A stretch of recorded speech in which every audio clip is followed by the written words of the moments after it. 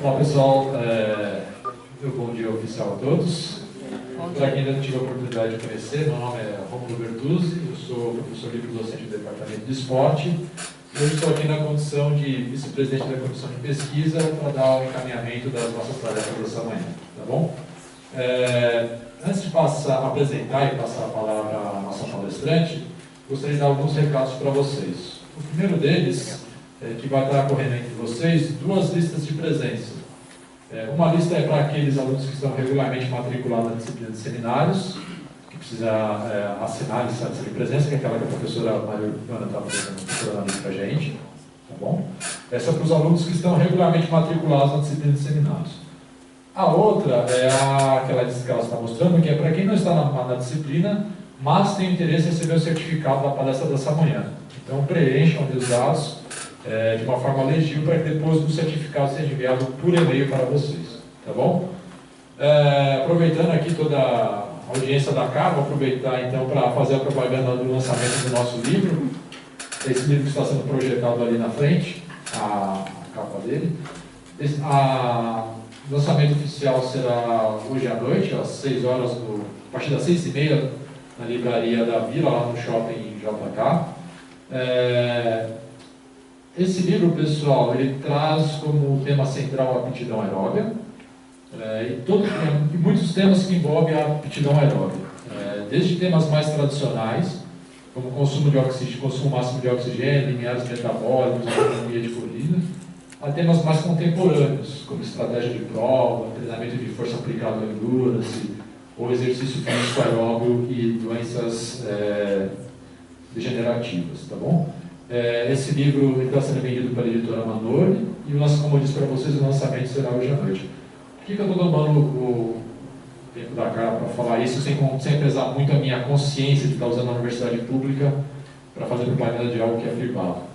Porque um aspecto importante desse livro é que a verba que será arrecadada com a venda dele, essa verba será doada para um projeto que trabalha com esporte e crianças sob condição de vulnerabilidade social.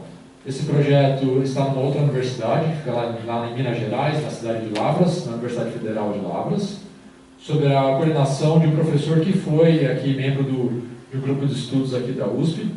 A ideia central desse projeto vamos chamar de projeto social, é usar o esporte mesmo, competição, quem ganha, quem perde, com cansaço físico, isso, usar a utilização do esporte como uma ferramenta não apenas de inclusão social, mas também mostrar para as crianças carentes que existe uma universidade, quais são as funções de uma universidade e, sobretudo, que essa universidade está, de alguma forma, disponível a elas.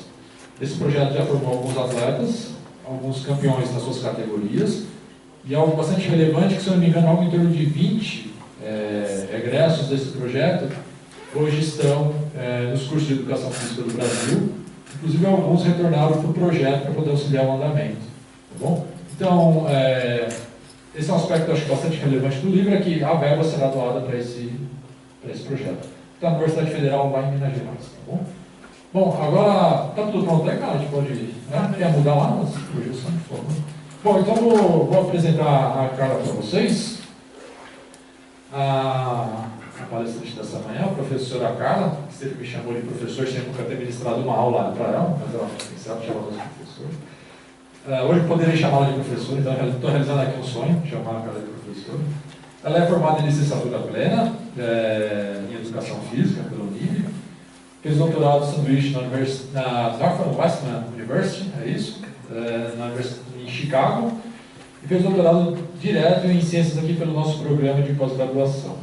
Atualmente ela é pós-doutoranda em ciências, com um projeto financiado pela FAPESP e bolsa, é isso, né, Carlos? Se não estiver enganado, aqui não consta dos seus lados, mas ela faz parte do Laboratório de Adaptações ao Treinamento de Força, que tem como um dos seus líderes o professor Balmor, que está escondido lá no fundo, e é o nosso atual diretor. Ela também é orientadora pontual do programa de pós-graduação em Ciências da Atividade Física da Escola de Artes, Ciências e Humanidades da Universidade de São Paulo, a EASH, ou a USP Leste, como a maioria de vocês devem conhecer.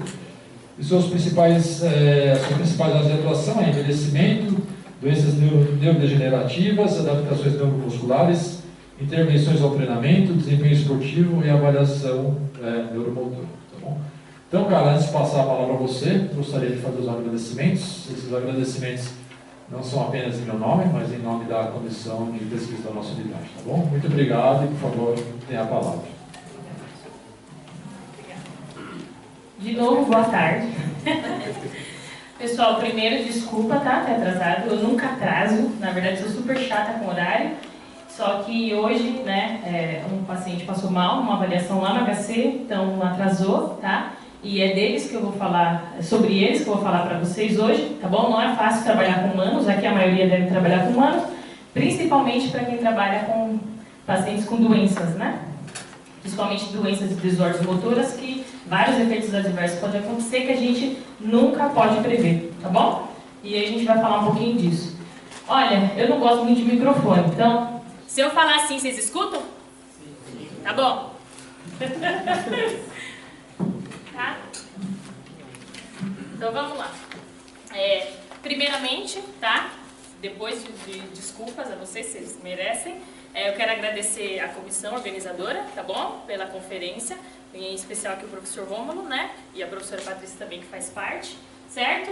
E vou falar com vocês um pouquinho de um tema que eu gosto bastante, que é minha área de pesquisa principalmente, tá? Que é um método de treinamento, certo? Um treinamento de força associado com instabilidade nos sintomas e em adaptações neuromusculares de pacientes com doença de Parkinson, tá bom? É normal falar pacientes, tá? Do que sujeitos ou voluntários, porque eles têm problemas, etc., tem todo um cuidado, tá? Mas quando eles vêm pra cá, eles são voluntários de pesquisa, tá? Eles são sujeitos de pesquisa, tá bom? Certo? Mas é normal. Então, durante toda a apresentação, eu vou ficar falando pacientes, tá bom? Mas eu não sou médica. Tá? Então, vamos lá, certo? Eu adoro fazer um planinho de apresentação, tá? Tá funcionando. Só passa para perto da cabeça? Ou não tá funcionando? Não tá, né? Ah, não, eu vou aqui, ó, porque vai ter vídeo, eu vou ter que ter um tempo, tá? Esse, pessoal, foi um tema que eu estudei no meu doutorado, certo? Foi o tema do meu doutorado, na verdade, tá? Foi um método de treino que deu um pouquinho de trabalho, né? Discuti bastante com o professor Carlos e o professor Valmor. Vai dar certo, não vai dar certo, colocar instabilidade, né? Vai melhorar, não vai? E aí vocês vão ver, tá bom? Toda uma construção, uma lógica, hipótese. E aqui é evidência, tá? Não tem nada de um corpo de conhecimento científico suportando isso aqui, tá bom? São apenas evidências. Por quê? Porque foi o primeiro trabalho meu, que ainda é o primeiro na literatura até ontem que eu investiguei, tá? Para falar para vocês. E não tem um corpo de conhecimento comprovando esse método de treino, tá? Dessa forma, mais evidências precisam para confirmar de fato a efetividade desse método de treino. Tá bom? Mas eu vou convencer vocês que ele é bom, tá? Vamos lá. Bem, é um planinho de apresentação, tá? Para mostrar o que eu vou discutir com vocês, para não ficar o pessoal perder o foco. Primeiro eu vou falar da progressão da doença, que muitas pessoas não conhecem, tá? Ainda a progressão da doença, acho que é algo simples, tá? Mas não é, é bem impactante, tá? E o que a gente sabe sobre isso, tá bom? Atualmente. Como que o exercício físico pode atenuar a progressão da doença e será que é qualquer tipo de exercício que atenua mesmo, tá bom? E tem uma diferença grande quando o pessoal fala atividade física e exercício físico, tá?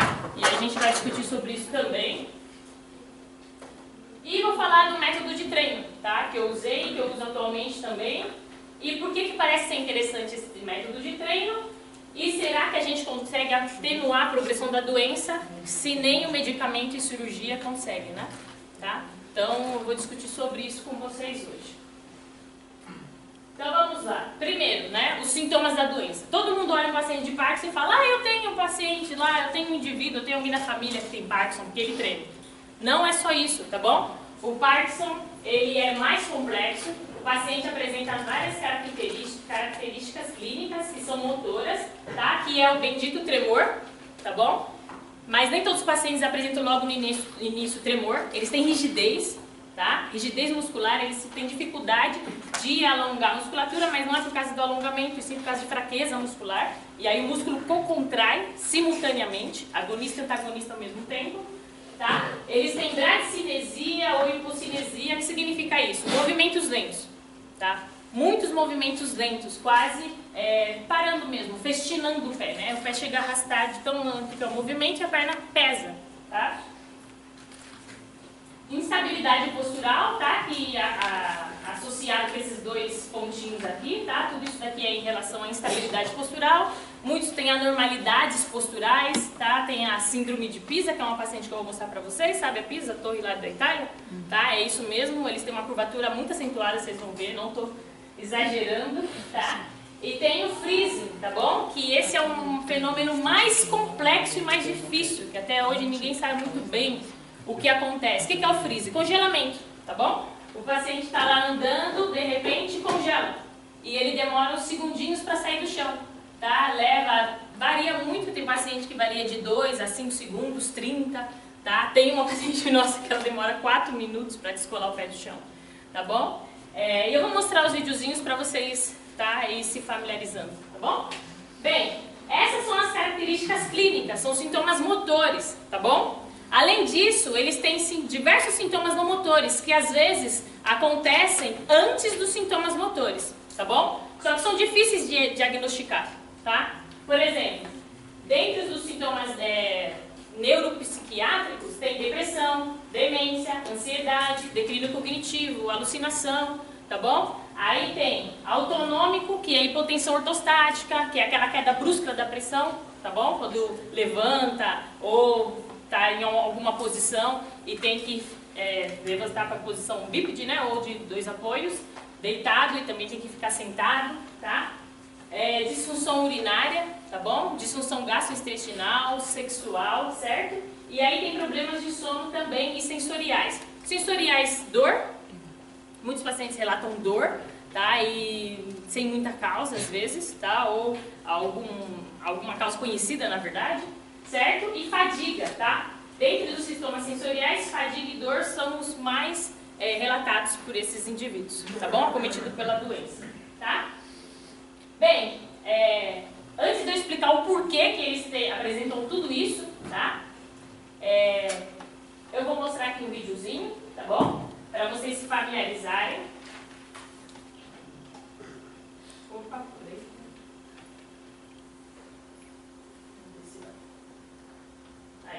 Não sei se dá para ver muito bem, tá meio escuro, mas aqui, ó, um sintoma, um paciente com parto, tremor, rigidez, os músculos rígidos não conseguem alongar, marchinha difícil, né, festinante e bradicinética e uma instabilidade postural, tá bom? Esses são os sintomas clínicos do paciente. Essa daqui tem tudo porque ela já tem 20 anos de parto, tá? Então ela apresenta todos os sintomas e outros mais também. Declínio cognitivo ela também já apresenta, depressão, ansiedade, disfunção urinária, gastrointestinal, tá? Essa paciente ela é abençoada, tá?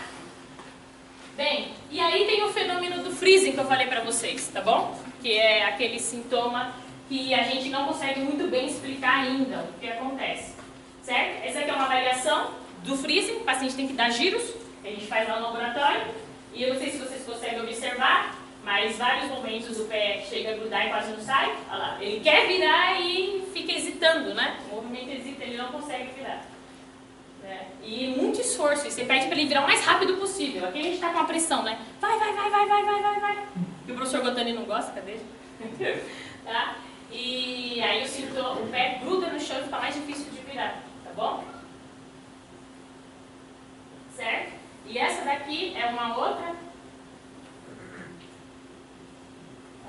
Essa aqui é a síndrome de Pisa que eu falei pra vocês, tá? E ela também, a mesma tarefa aqui, a mesma instrução, vai, ela tem que virar, fazer o giro, e o pé dela gruda, tá? Principalmente o pé direito, gruda e não consegue tirar, tá? Eles falam que é uma cola, né, que tem no pé. O pé gruda e não consegue levantar o pé. E assim, a causa que tem mais ou menos desse sintoma é uma disfunção entre o acoplamento postura e marcha. Tá? Alguma coisa ali acontece entre a postura e marcha em nível cortical e troncocefálico que ainda os estudos não conseguem demonstrar muito bem, tá bom?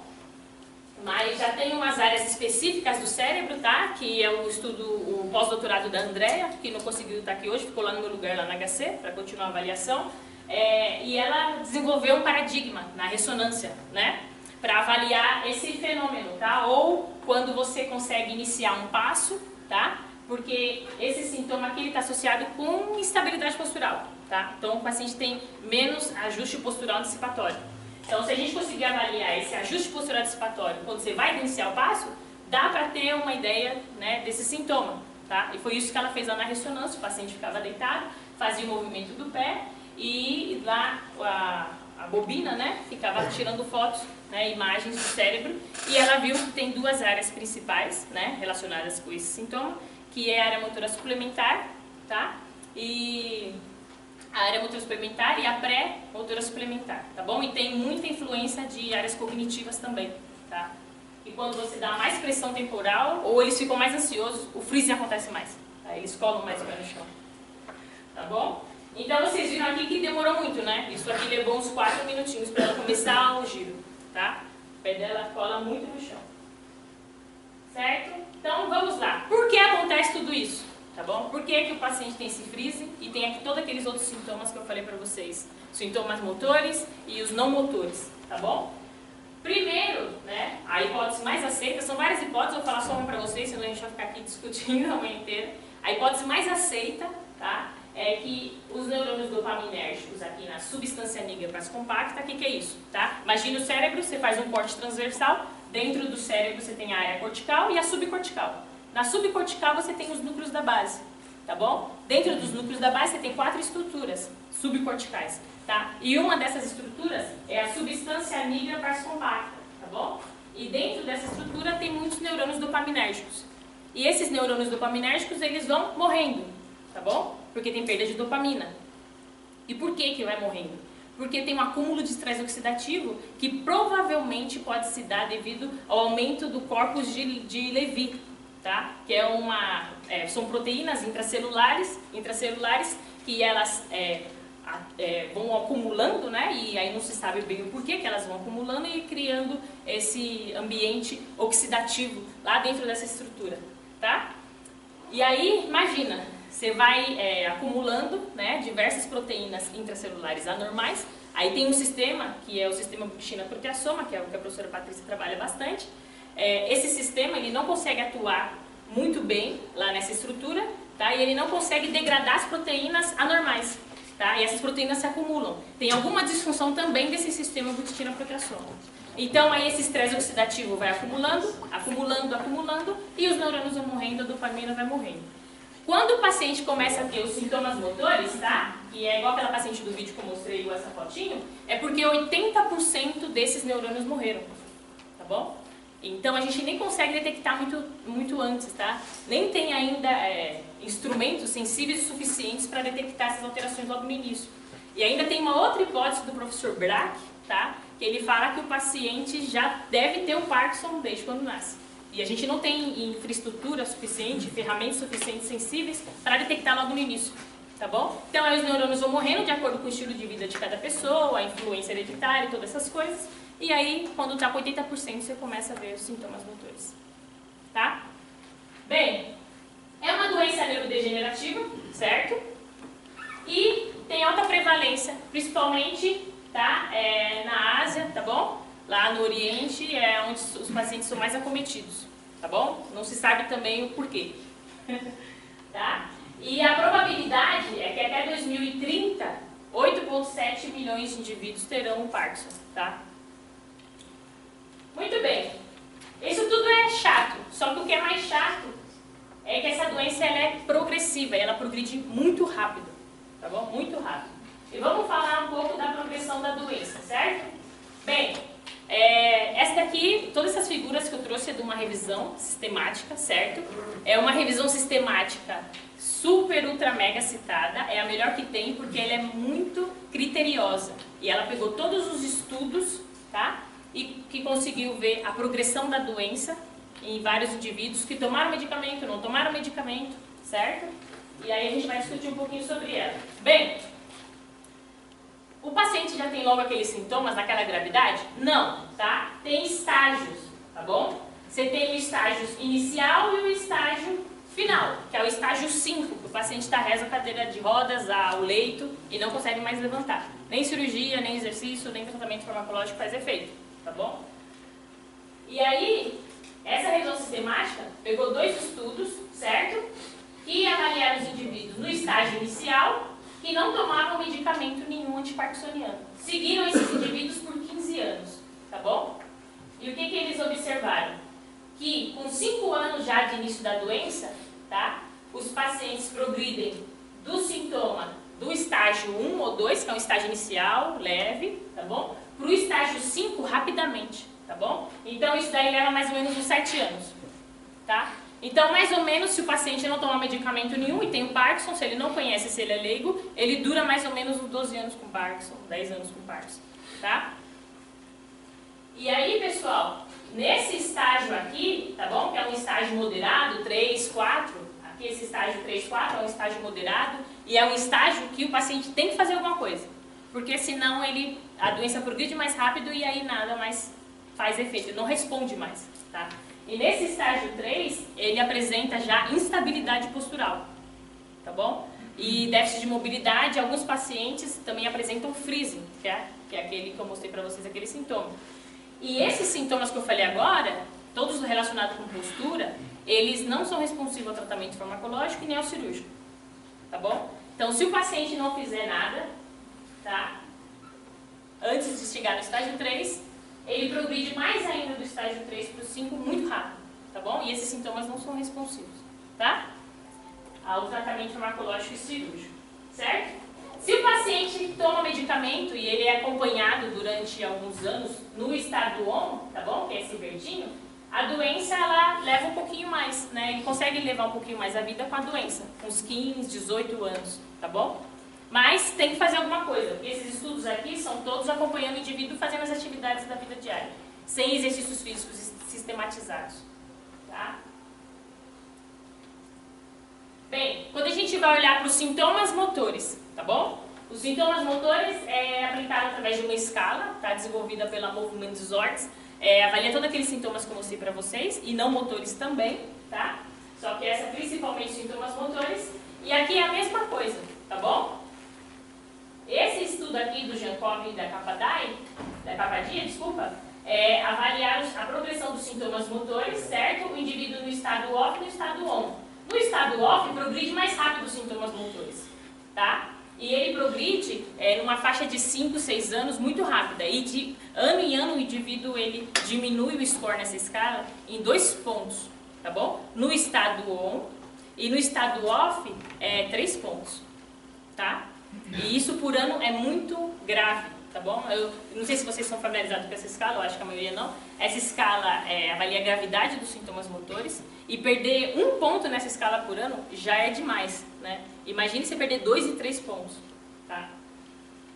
E quais são os sintomas que progridem mais rápido no início? Tá? A bradicinesia, rigidez, tremor, tá? E chegando naquele estágio da doença, estágio 3, a instabilidade postural ela já aparece mais e aí ela leva o indivíduo à queda, né? E aí o indivíduo não consegue mais se tratar, fica lá na cadeira de rodas, tá bom? E não faz mais nada, e o medicamento não responde, a cirurgia não responde, então aí você já imagina o quadro, né? Aquele ciclo vicioso. Bem, aqui é uma escala de cognição, é o Mini-Mental, tá? Não sei se vocês já tiveram familiaridade. O Mini-Mental é uma escala super fácil de ser aplicada, tá? Só para vocês terem uma ideia que ano nós estamos, que país nós estamos, qual é o dia de hoje, essas coisas, tá bom? Então é muito difícil você ir mal nessa escala, tá? Só que os pacientes com Parkinson, como eles também têm problema cognitivo, tá? Quando você segue esses pacientes que tomam medicamento, tá bom? De 10 anos a 18 anos da doença, ou seja, numa faixa de 8 anos, eles vão perdendo o score nessa escala de 2 pontos por ano, tá? E as perguntas são simples, tá bom? Mesmo para quem é leigo. Só para vocês terem uma ideia da gravidade, da cognição. Bem, e finalizando, tá? O que é isso aqui? É um estudo que eles avaliaram os indivíduos, seguiram os indivíduos por 5 anos, tá bom? 5 anos e 476 indivíduos. Durante os 5 anos, né, eles foram avaliando do primeiro ano até o 5º ano dos 455 indivíduos, 400 desenvolveram déficit cognitivo e na mobilidade. São esses aqui, ó. Tá? Sem fazer também exercício físico e só tomando medicamento. Tá bom? Então, mais aí de 90%. Tá? Então, aqui é pior mobilidade, pior desempenho cognitivo. Tá? E acima dessa linha aqui, melhor desempenho cognitivo, melhor mobilidade. Bem, e por último, por que o tratamento farmacológico não vai fazer mais efeito? Tá? Porque eles têm problema na absorção do transportador de dopamina. Tá? Então, esse aqui eu acho que é o melhor gráfico de todos, que vai mostrando a taxa de absorção de dopamina. Tá? E aí eles avaliam, vão seguindo esses pacientes por anos também, tá bom? 15 anos. Avaliando com aquele emissão de pósitrons, né, tomografia de emissão de pósitrons, e ela vai vendo o quanto de dopamina, né, ou do transportador de dopamina que vai tendo, né, no cérebro, principalmente lá na substância nigra, parte compacta, e ao longo dos anos, esses pacientes, mesmo sob estado de medicamento ou sem estado de medicamento, eles vão diminuindo a absorção de dopamina, tá bom? Por isso que o medicamento vai perdendo efetividade. Tá? Então você vai diminuindo a taxa de absorção de dopamina, não vai mais fazendo efeito nos sintomas da doença, tá bom? Vai captando menos, vai fazendo menos efeito, tá? E aí os pacientes vão aumentando a dose de medicamento, que é uma das alternativas, só que aí tem vários efeitos adversos. Apresenta a discinesia, que eu demonstrei para vocês, são movimentos involuntários, tá bom? Por causa da alta dose de medicamento, e aqueles outros sintomas não motores que eu mostrei, eles vão se agravando, tá bom? Porque o medicamento vai ficando em bloco no estômago, tá? Tem indícios de que 5% do medicamento vai passando pela barreira hematocefálica, entrando lá naquela estrutura, a substância negra que eu falei para vocês, e 95% vai ficando aqui na parte gastrointestinal, tá? Muito bem.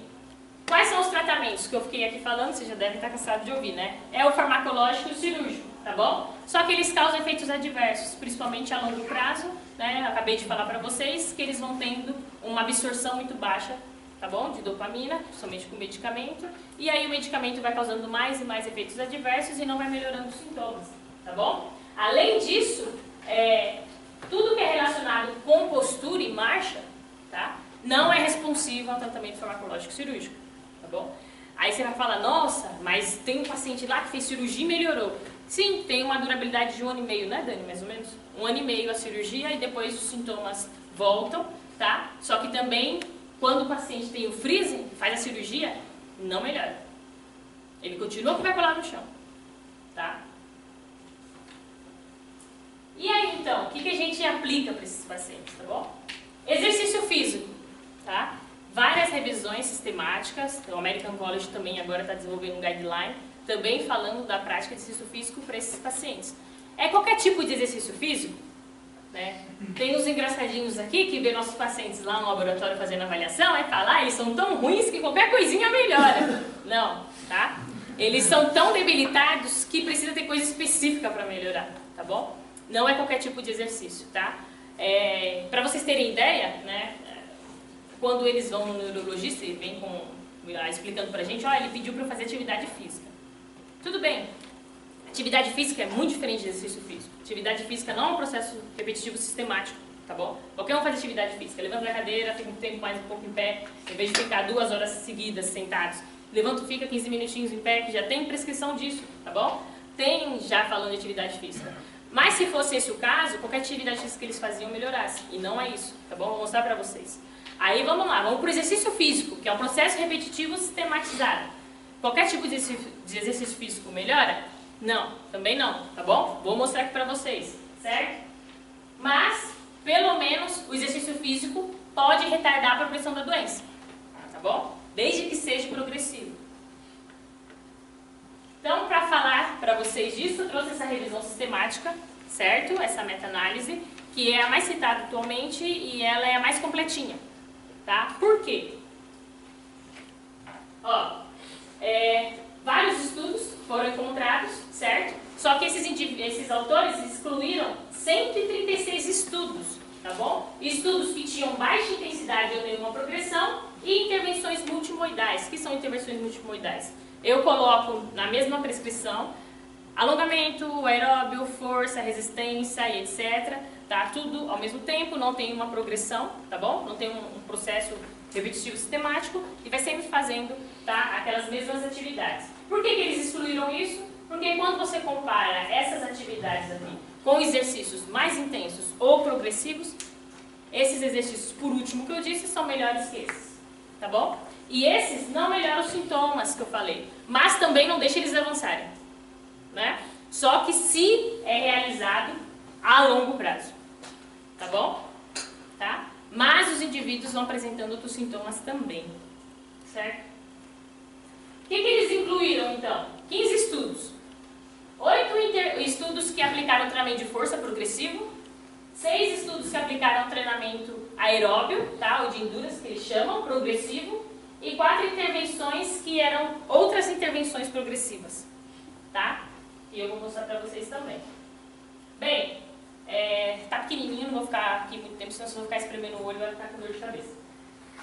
Esses estudos aqui, todos têm alto rigor científico, tá bom? Tem uma escala aí, que é a escala de Pedro, que ela avalia a qualidade dos estudos, a rigorosidade dos estudos, né, de clinical trials, tá bom? E eles têm uma pontuação boa, tá? Tem uns que têm uma pontuação baixa, tá? E acima de 6, 5 é uma pontuação já razoável, boa, para você dar para um estudo, certo? Bem, separei pelas tabelas por métodos de treino, tá? Então aqui é o treinamento de força, certo? Também tá pequenininho, então eu vou mostrar para vocês melhor, tá? Bem, o treinamento de força ele é efetivo principalmente para quê? Para melhorar os sintomas motores da doença. Aqui, ó, diminuição do score, da escala que avalia os sintomas motores. Aqui não alterou, tá? Mas aqui não alterou, certo? E esse estudo aqui do professor Corpus, ele é o que mostra melhora dos sintomas motores, porque aplicou 2 anos de treinamento de força progressivo. E ele foi avaliando semestralmente, tá? Os outros estudos não mostram alteração, tá bom? Esse aqui, né, do Corpus ainda, só que os indivíduos avaliados sob medicamento, ele observou melhora os indivíduos avaliados sem o medicamento, tá bom? Então, quando ia avaliar os indivíduos, eles estavam sem o efeito do medicamento, tá? Só o efeito real da doença. E quando o indivíduo está no efeito do medicamento, que é aquele efeito que ele fica no dia a dia dele, não melhora, tá? Os outros estudos também não mostram alteração, ó, dos sintomas motores, tá?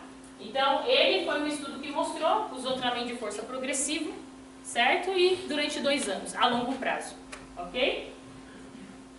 E aí eu vou falar um pouquinho desse treinamento dele, tá? Porque é um estudo que tem o maior controle e segmento de indivíduos na literatura atualmente.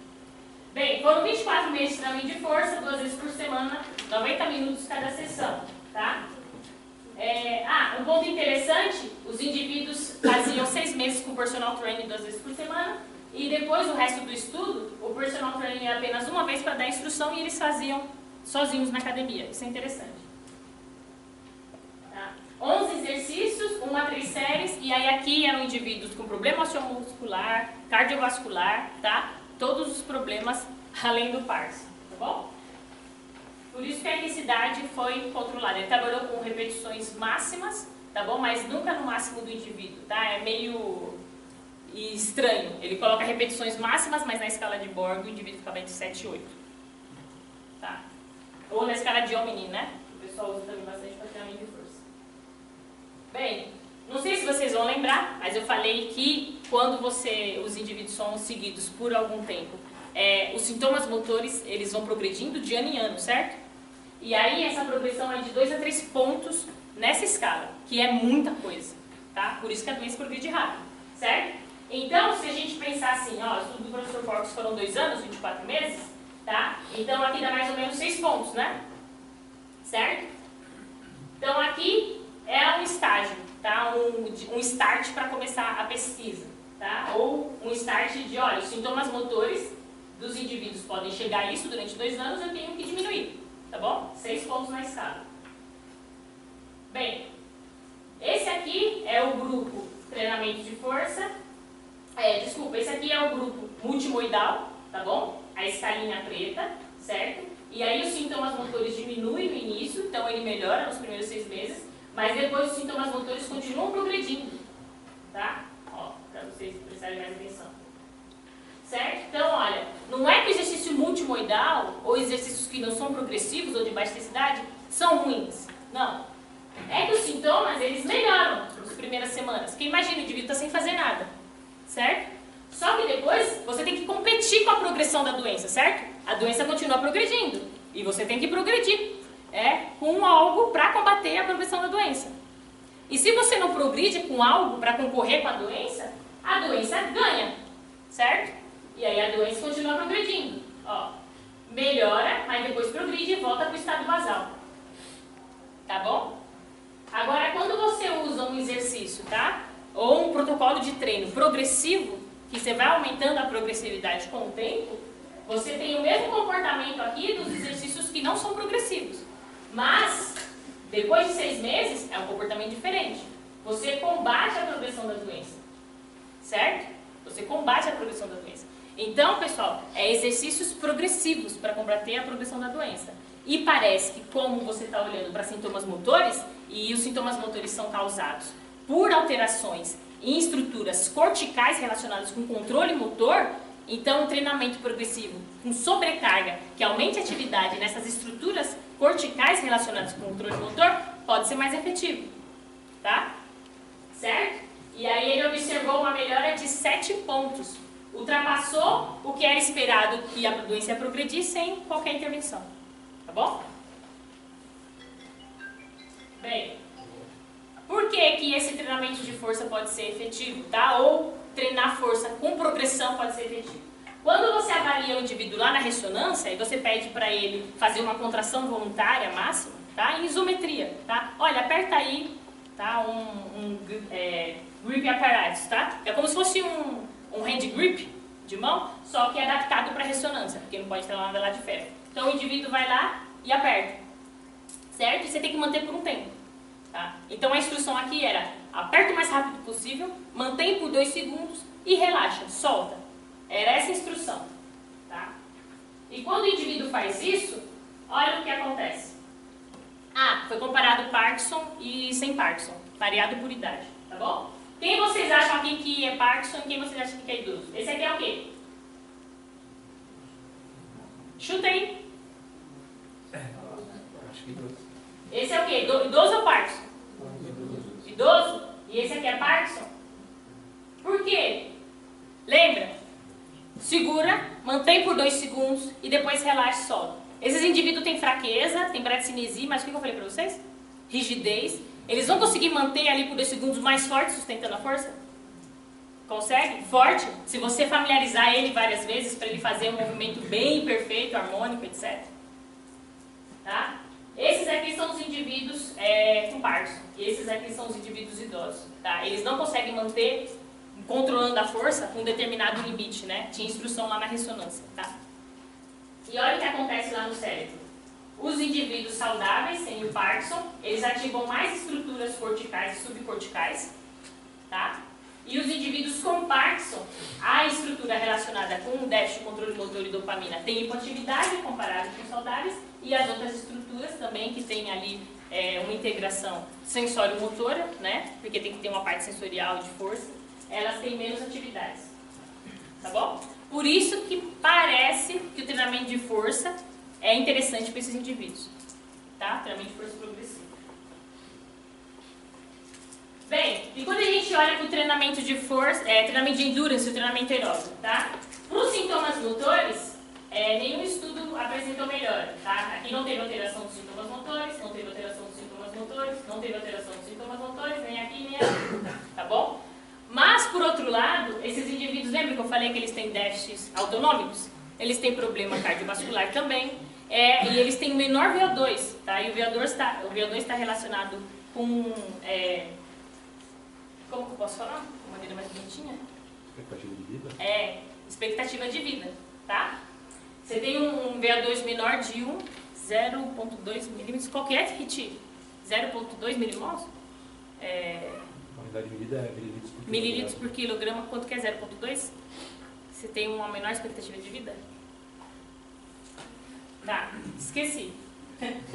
Tá? Mas é mais ou menos isso, tá bom? Você tem 0,2, se eu não me engano, milimols, ou 2%, e você tem uma menor expectativa de vida, tá bom? Está lá nas diretrizes do American College, tá? Então, aumentar o VO2 desses indivíduos também é interessante, certo? Porque eles também têm fadiga muscular, eles são menos resistentes, certo? Eles cansam muito rápido, muito rápido. Qualquer atividade que você faça com ele, ele vai cansar mais rápido, tá?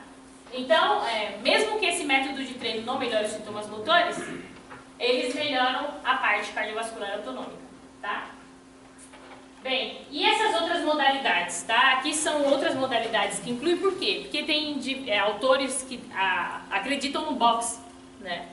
Então, tem estudos com boxe. Esse aqui é o primeiro, ó, é o estudo com boxe, tá bom? Que trabalha bastante a parte cardiovascular, tá? Agilidade, trabalha bastante a parte de controle motor, tá? Força, porque esses autores colocaram caneleiras no braço, né? Para aumentar a progressão, carga, certo? E aumentando a velocidade. E tem controle motor, tá bom? Por mais que vocês vão falar, mas não tem lá o Muhammad Ali lá que era lutador de boxe que desenvolveu o Parkinson? É um parkinsonismo, tá? Diferente, tá bom? Mas se você olha para a estratégia, para a intervenção de um outro modo, tá? Ela parece ser bem interessante, tá bom? E aí aqui tem outras modalidades, tá? O boxe melhorou o equilíbrio e melhorou os sintomas motores. Melhorou a mobilidade, melhorou a caminhada, tá bom? E tem outras atividades. Tem uma bike, tá? Essa daqui, na verdade, é uma esteira adaptada, que você faz bastante ações excêntricas, né? Mentira, desculpa, essa aqui, ó, é uma bicicleta que você faz bastante ações excêntricas na bicicleta, tá bom? E ela também parece ser bem interessante, certo? Você trabalha uma intensidade alta, somente em ações excêntricas, ela é adaptada. Eu não sei muito bem, nem cheguei a ver isso porque só tem lá na Holanda, tá? Eles vão começar a patentear no congresso, né? Eles mostraram que vão começar a patentear e levar para outros lugares, certo? E melhorou, olha, os sintomas motores, a parte cardiorrespiratória, tá? Equilíbrio, tá bom? Então tem outras modalidades interessantes, desde que seja progressiva e desafiadoras, tá bom? Tá. Então, como eu estava falando ali do estudo do corpus que mostra que melhora os sintomas motores, será que esse progressivo aumento da força muscular é suficiente para retardar a progressão da doença? Bem, aqui são os estudos mais atuais que mostram melhora nos sintomas motores quando o indivíduo está no estado 1 da medicação. Tá? Por que eu estou falando isso? Quando você tira a medicação do indivíduo e avalia ele sem a medicação, é mais fácil de você encontrar uma melhora, que é o estado real da doença. Tá? O medicamento mascara essa melhora. Tá bom? Quando você avalia os indivíduos no estado da medicação, você está competindo ali com a medicação, que é o problema que a gente tem. Tá? E aí a medicação, ela vai lhe fazendo um efeito, certo? Só que é legal avaliar eles no estado 1, por quê? Porque é o estado que ele vive na vida diária. O indivíduo não vai ficar sem o medicamento, porque ele sabe que ele vai travar. Tá? Então você observar a melhora no estado 1 da medicação é uma coisa mais relevante ao meu ver. Outros autores acham que não. Tá? E quando você usa outras estratégias de treinamento, tá? Ou um treinamento de força progressivo, no caso 2 anos lá do professor Corpus, não melhorou, tá bom? Quando você vai para a mobilidade, que não é responsiva ao tratamento farmacológico e cirúrgico, você tem que encontrar uma melhora mínima detectável, tá bom? O que significa isso? Você avalia o indivíduo antes e avalia o indivíduo depois. E nesse intervalo de avaliação você dá o treinamento, 3 meses, 2 semanas. Você tem que observar se essas alterações que você encontrou depois do treino foram as alterações significantes, além do seu erro de medida, tá bom?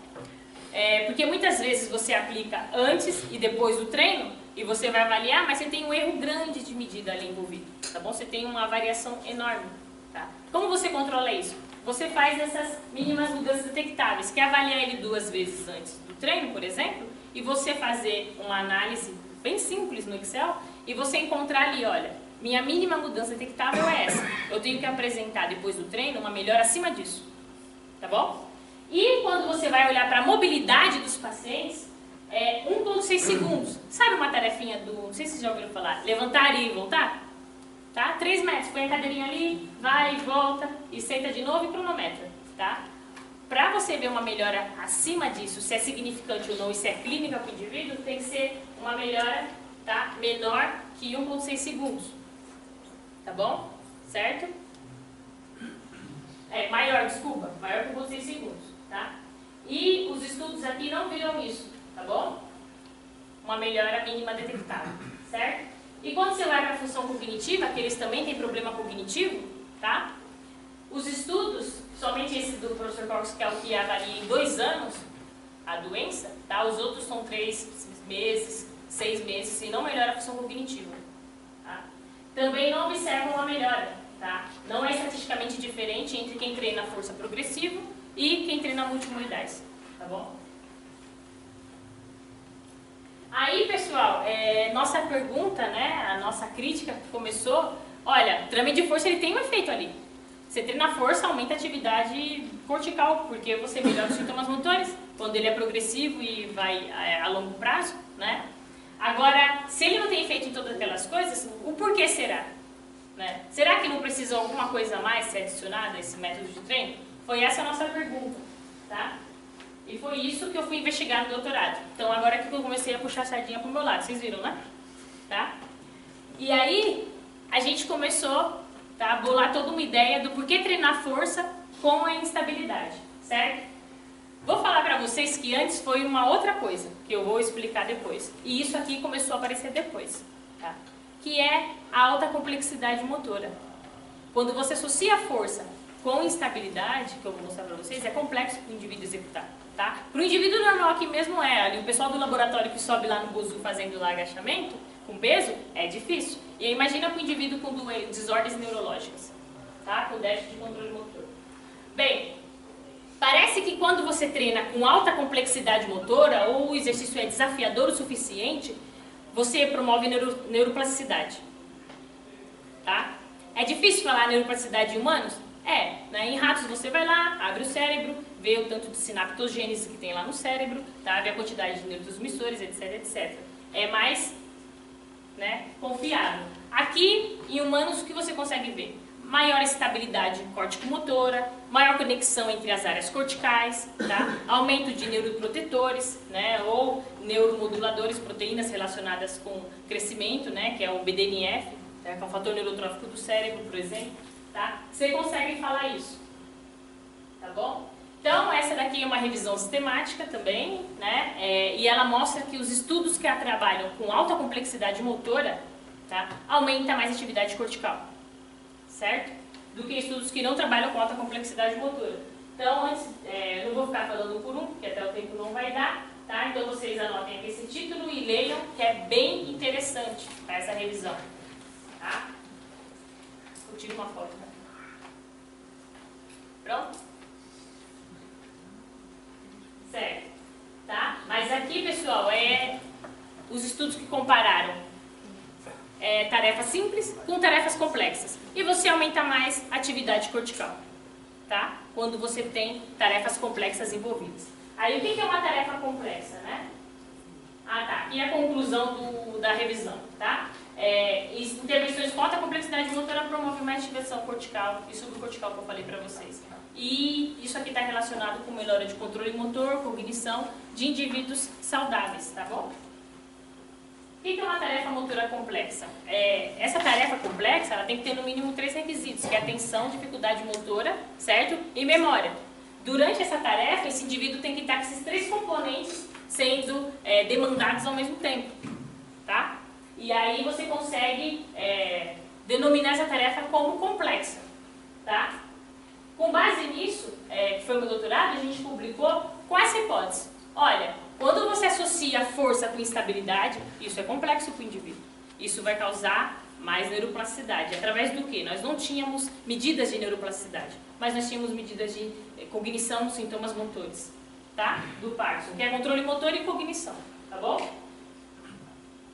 E será que é complexo isso, né? Quando você coloca o indivíduo para ficar sob uma base instável, tá? E com progressão dessa base instável ao longo do tempo e progressão dessa carga também ao mesmo tempo, começa a ficar difícil para o indivíduo, tá? Vai ficando difícil. Ele vai ter que executar, ele vai ter que demandar atenção, vai ter que memorizar o pé dele, onde tem estratégia, porque ele pode cair, né? Ir para frente, para trás, tá?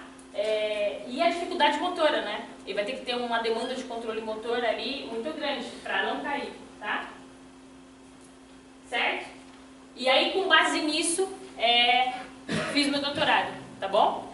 E a outra coisa que eu falei pra vocês, que eu bolei antes, mas que eu falei da neuroplasticidade, é que o Parkinson, ele tem déficit de integração sensório-motora, tá? Lembra lá a parte toda sensorial e a parte motora, tá? E como eles têm instabilidade postural, que ela não é responsiva ao tratamento farmacológico e cirúrgico, se você colocar algo que vai desafiar a postura deles, o equilíbrio, isso pode responder melhor, né?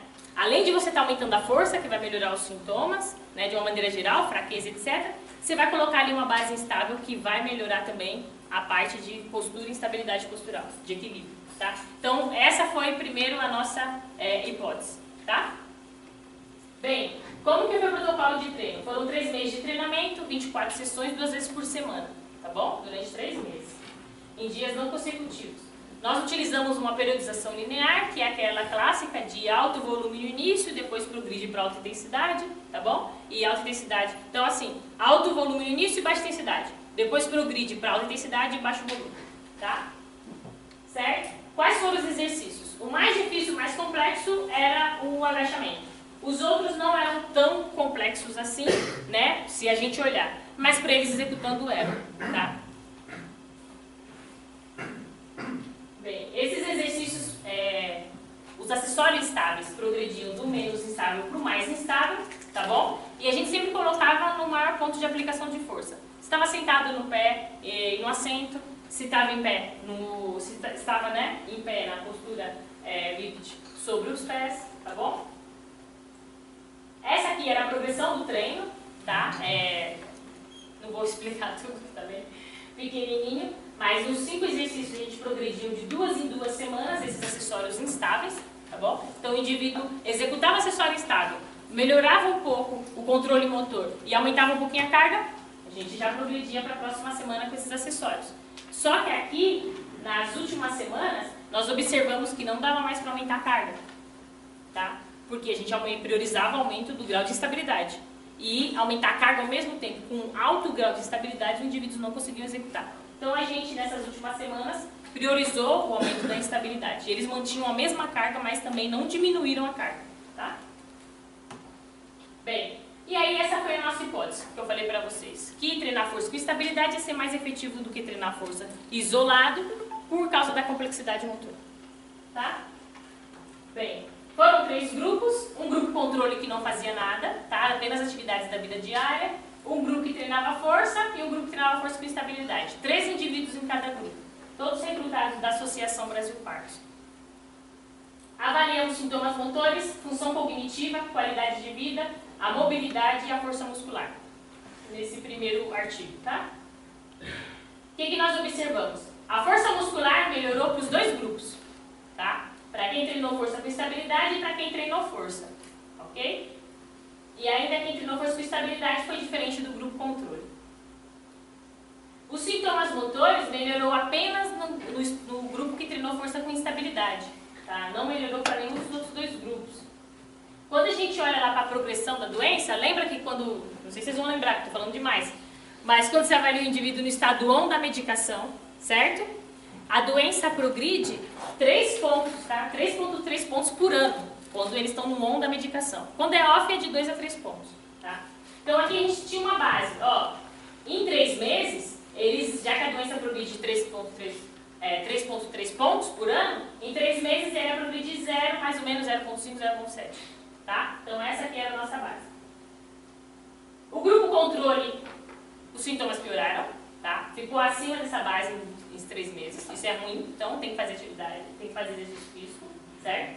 O grupo de treinamento de força melhorou um pouquinho, mas não foi estatisticamente significante, tá? E quem treinou força com estabilidade melhorou 4,5 pontos, tá? Na verdade, passou do que era o recomendado de progredir a doença, tá? Em 3 meses, tá?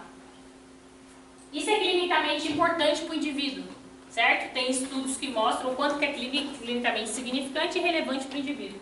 E se você melhora 4,5 pontos a 6,7 pontos nos sintomas motores, isso é clinicamente importante para o indivíduo em nível moderado, tá bom? Aí, se vocês quiserem saber como que faz essa diferença clinicamente importante, esse estudo mostra o cálculo, tá bom? É bem interessante. Bem, só quem treinou força com estabilidade melhorou a função cognitiva e foi diferente do grupo controle, tá? E aqui é uma nota de corte, abaixo de 25 pontos nessa escala é declínio cognitivo e acima disso é uma função cognitiva normal. E quem treinou força com estabilidade melhorou, tá bom? Aqui é a mesma coisa. Quantos minutos eu tenho? Mais 10? Tá. Só tenho mais 10 minutos, tem mais coisas para falar, então eu vou passar aqui, tá? Aqui é a mesma coisa, pessoal. 2 pontos por ano no minimento, que eu falei para vocês. Abaixo disso é ruim, o grupo controle ficou abaixo disso, tá? Em 3 meses seria aqui 0,5 alguma coisa. Treinar força melhorou, mas não foi estatisticamente significante. E quem treinou força com estabilidade melhorou 6 pontos em 3 meses, tá? Na verdade aqui passou bonito, né? Bem, o grupo que treinou força com estabilidade, os indivíduos que tinham comprometimento cognitivo leve diminuíram de 12, tá, para 2, tá bom? Que é aquele score de 25 pontos que eu falei para vocês. Abaixo de 25, comprometimento cognitivo. Acima daquilo, tá, é um estágio cognitivo normal. E aí, mais ou menos, então, 12 indivíduos tinham esse déficit cognitivo e só 2 passaram a ter, então 10 apresentaram uma função cognitiva normal, depois do treino, né? A mobilidade que eu falei para vocês, só o treinamento de força com estabilidade melhorou, foi diferente do controle, e o grupo controle piorou a mobilidade. Quando a gente olha para a mínima mudança detectável, tá, que é 1,6 aqui mais ou menos, o grupo controle piora, né, estatisticamente, está muito distante. O grupo de treinamento de força melhora, mas não chega próximo dessa mínima mudança detectável. E quem treina força com estabilidade melhora 1,9 segundos. Então eu sei que essa alteração aqui é clinicamente verdadeira, tá bom? É uma alteração verdadeira que vai além do erro de medida, tá? E a qualidade de vida melhorou só quem treinou força com estabilidade, certo? Nenhum efeito adverso a gente encontrou no estudo. E os 2 protocolos de treino foram altamente aderidos pelos indivíduos, tá? Mesmo que o pessoal fale, é difícil treinar com estabilidade, teve uma alta aderência pelos indivíduos, tá? Que acaba ficando motivante, né? Eles vão achando aquilo difícil e acaba sendo desafiante para eles, eles vão ficando motivantes. Motivadores, né? Bem, ambos grupos de treinamento aumentaram a força, mas só quem treinou força com estabilidade melhorou os sintomas, função cognitiva. Dessa forma a gente acredita que é por causa da complexidade motora. A gente acredita, né? Que a gente não tem que comprovar aqui, certo? Se promoveu neuroplasticidade ou não. Mas a gente sabe dizer que, treinar força com estabilidade melhora esses sintomas da doença, tá?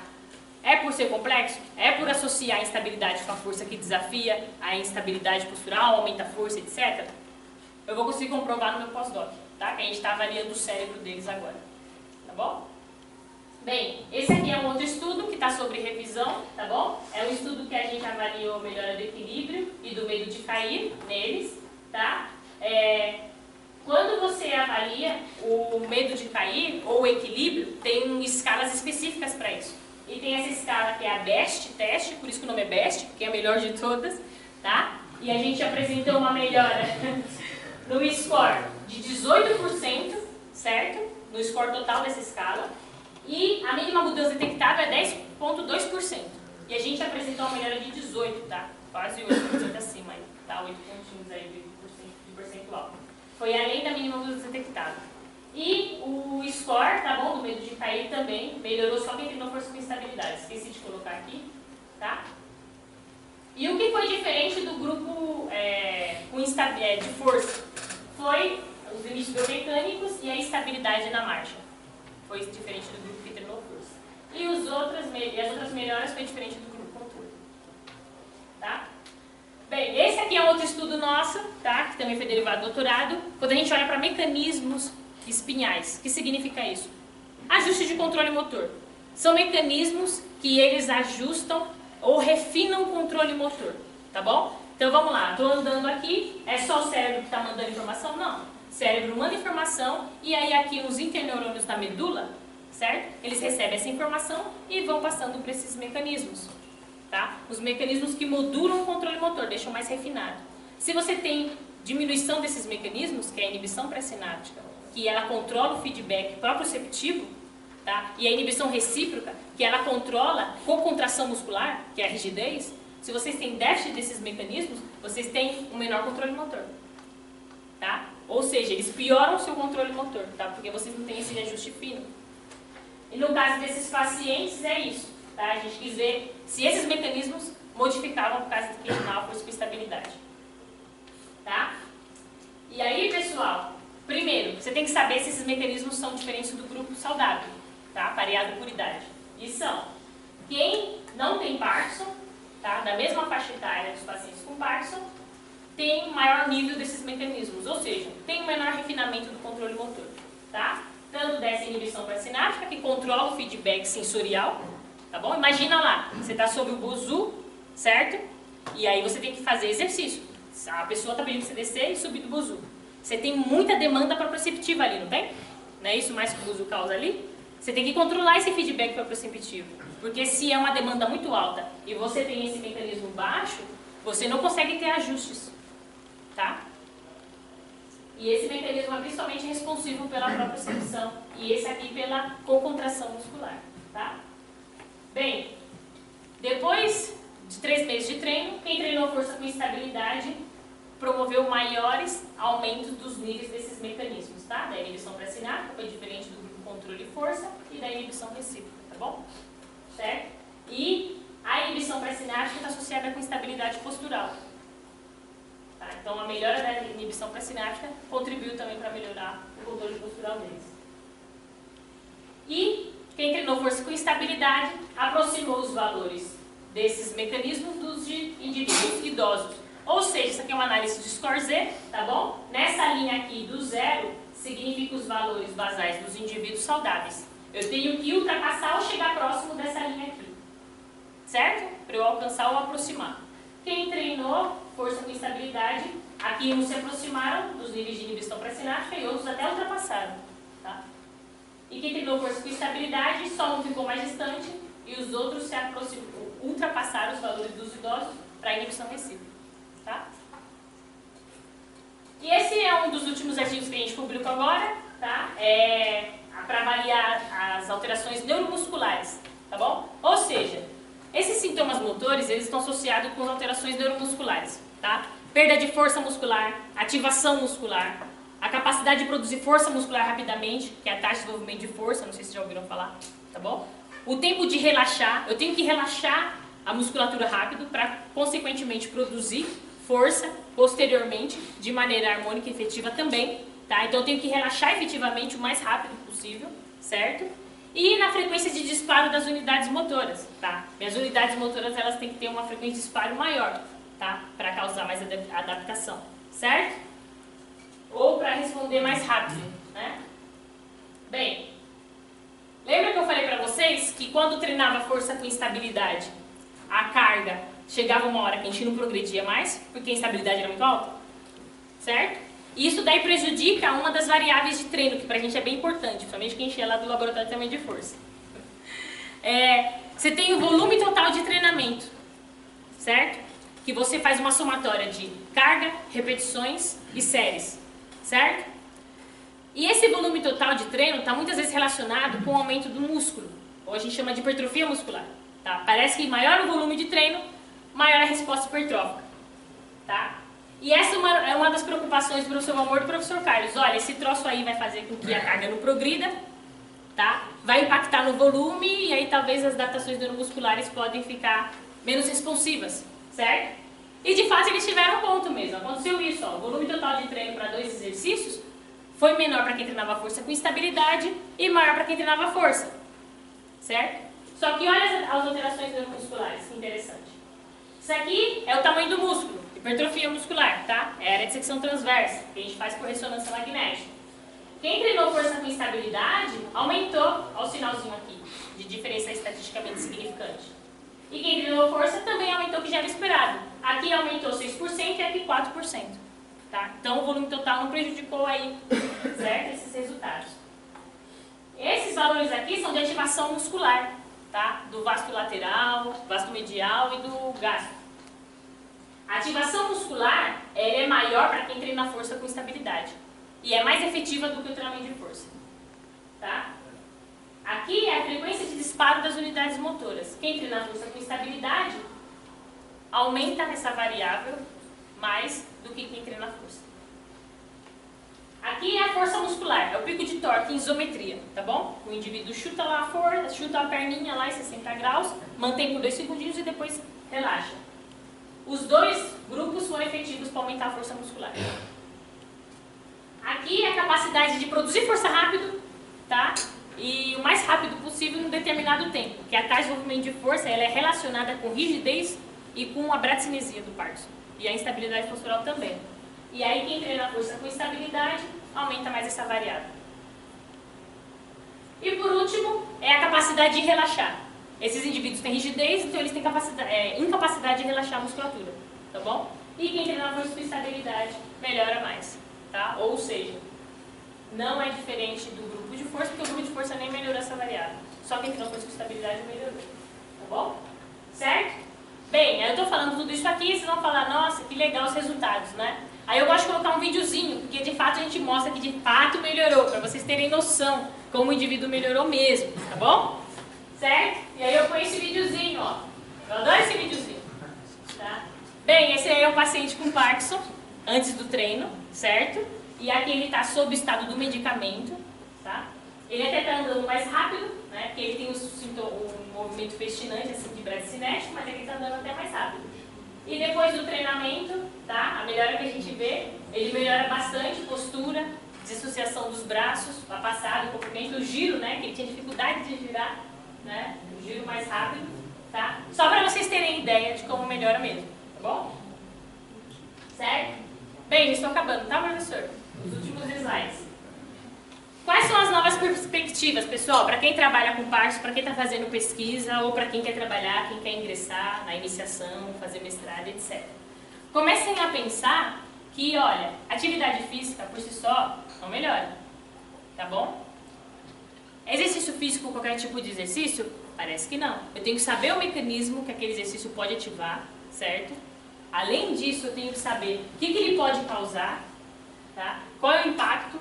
A característica desse exercício é o quê? É para a parte de controle motor, para a parte cardiovascular.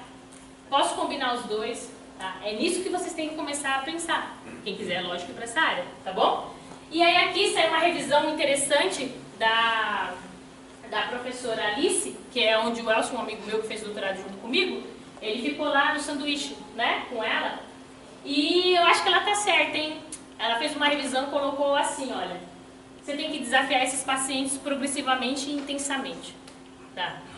A gente tem que tentar ver intervenções que são motivantes, são complexas, são desafiantes, são progressivas e intensas. Por quê? Porque tudo isso que eu falei agora é o que aumenta a dopamina no cérebro e outros neurotransmissores, tá?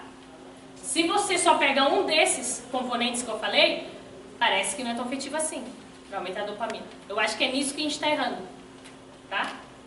Só que ao mesmo tempo você tem que controlar esses tipos de treino que a gente vai inventar.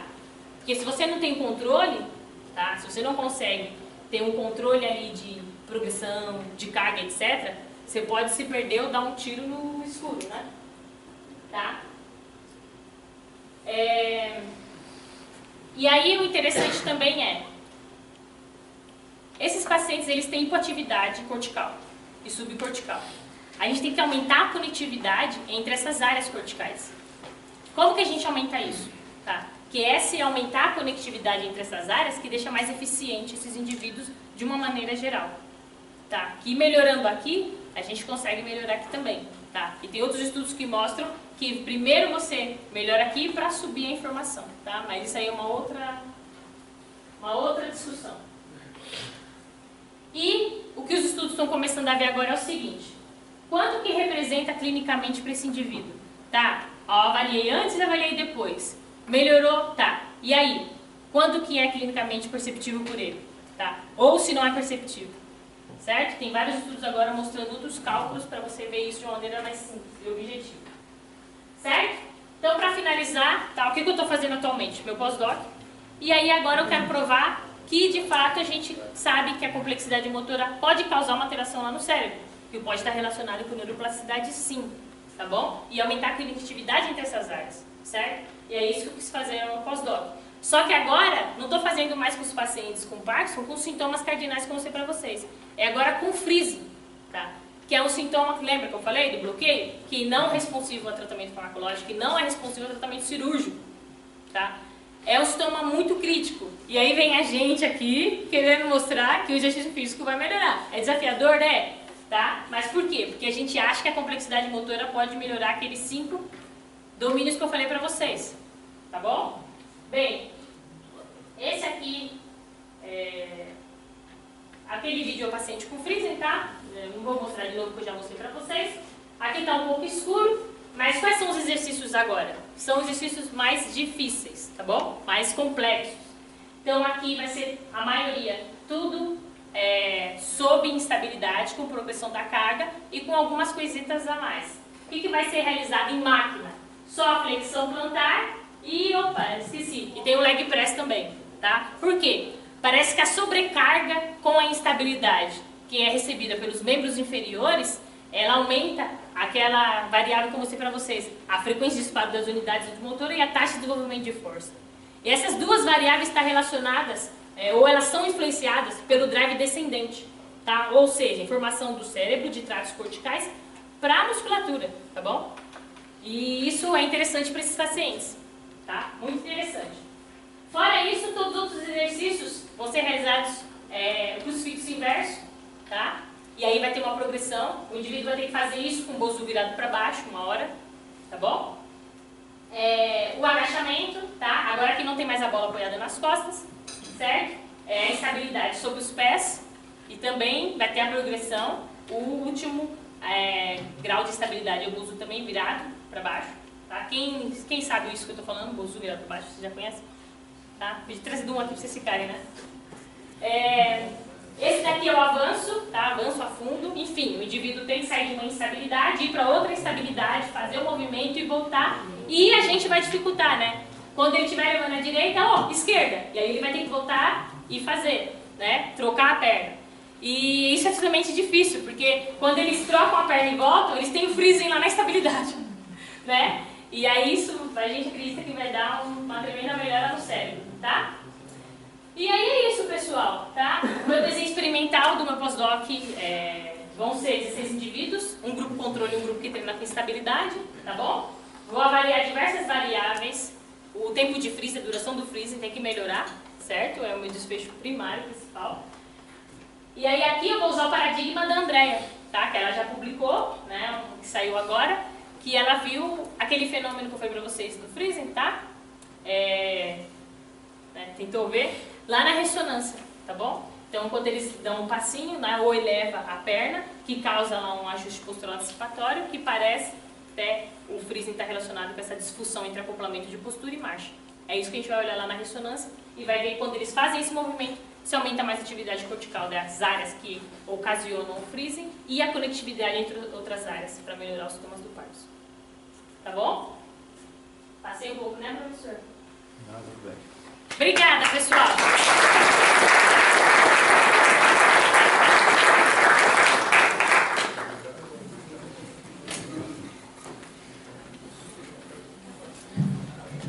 A cara não gosta do microfone, mas eu gosto.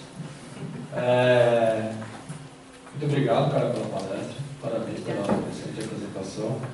Pessoal, nós temos tempo para umas 2 ou 3 perguntas. Alguém gostaria de fazer? Do laboratório não pode. Fogo amigo.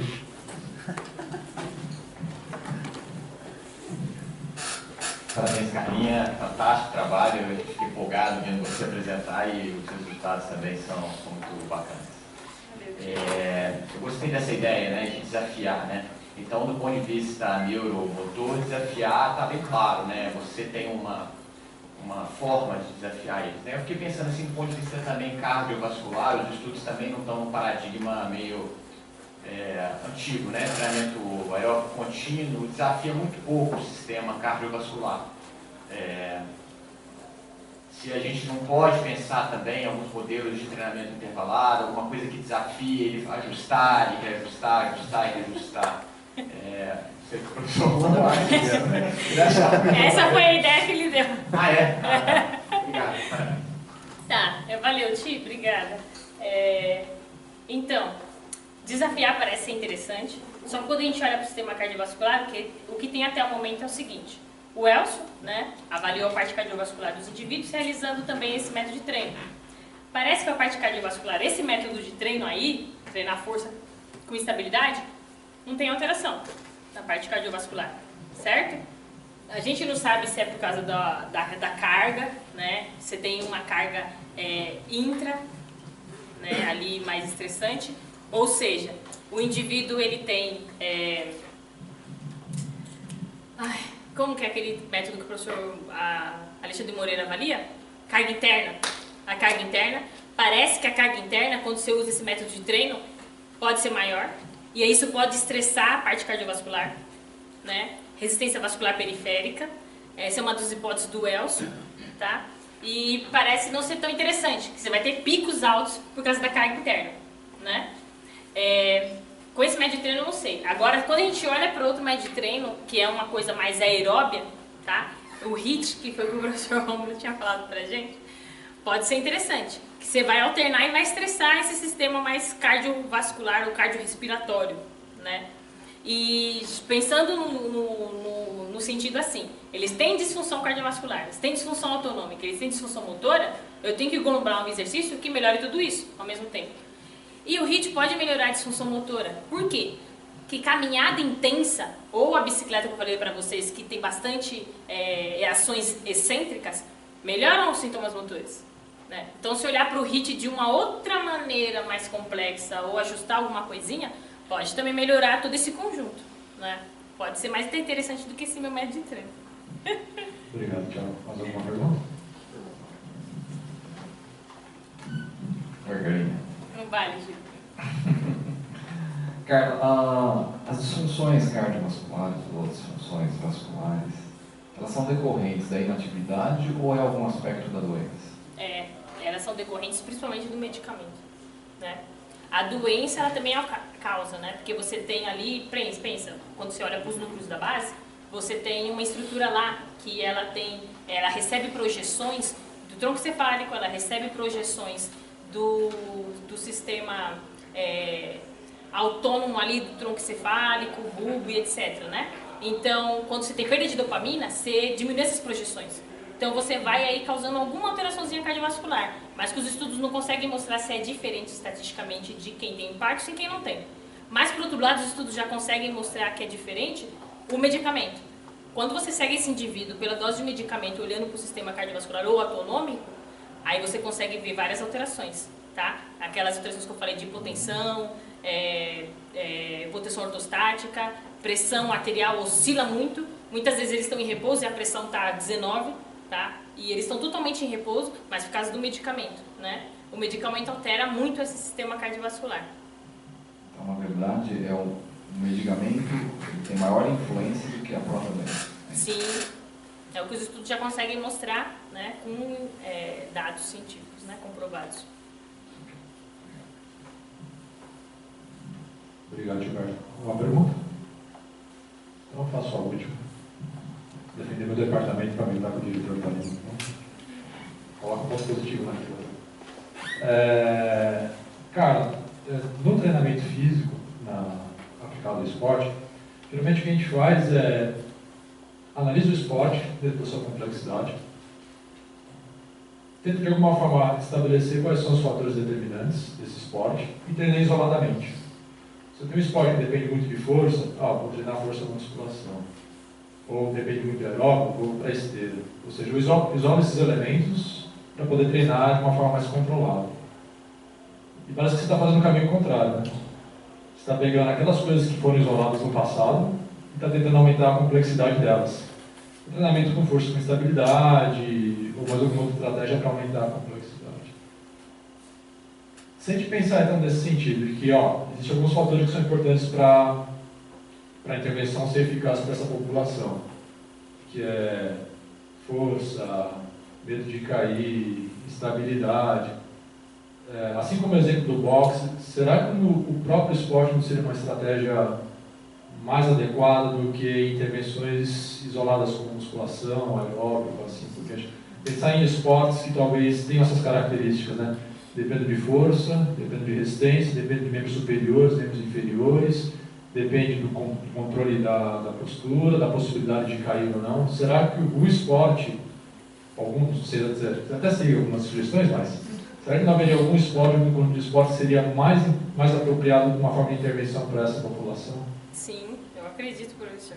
O que eu vou falar de evidência que eu sei atualmente, que o professor João Amor não gosta, é o vôlei. Mas ele tem razão. Quebra ele vôlei na esporte. Mas ele tem razão. Tá? E aí, o senhor também? Eu também o quê? Não gosta de vôlei? Não, ninguém gosta do esporte. Não, o problema é de vergonha. Essa consciência ninguém gosta. Tá bom. Foi a única matéria na graduação que eu fui pra exame. Tudo bem, mais um na lista negra. Tá. Tá. Lá em Chicago, um dos pesquisadores associados com o professor Corvus dá treinamento de vôlei para esses indivíduos, adaptado, né? De uma maneira mais adaptada. Sim. Mas com competição, né? Eles têm campeonato para ficar motivante, né? Para não ficar aquela coisa monótona. E melhora os sintomas motores, melhora a parte cardiovascular, tá? E agilidade. Tem alguma coisa comparada Aí, com o controle com o treinamento tradicional? Aí, não.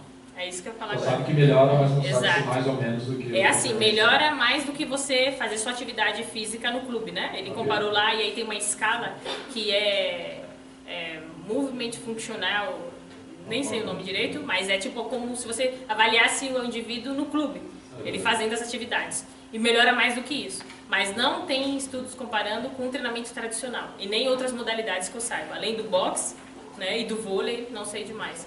Mas, já sei, o senhor quer chegar. Não, é só uma dúvida. Mas eu acredito no esporte. Se a pessoa gosta de praticar. E se é motivante, que na verdade para mim o esporte é até mais motivante do que os exercícios tradicionais, né? E o fator principal que a gente não consegue controlar na nossa área de educação física ainda é a motivação. Então o paciente chega lá para fazer o exercício e não está motivado. É como se ele não estivesse fazendo nada, né? E se você tem algo ali motivador, progressivo, intensivo, complexo, desafio, né? Então aí... Com alta demanda de controle postural, um desafio, né? De pensar. Tem esportes com essas características. Tem. Com medo de cair. Tem bastante esporte. Com medo de cair ali, pessoalmente. Cara, obrigado mais uma vez. Agradeço também a presença de todos. Espero que tenham se divertido tanto quanto a gente. Só tenham uma boa tarde e boa sorte para todos os pesquisadores também. Obrigada, pessoal.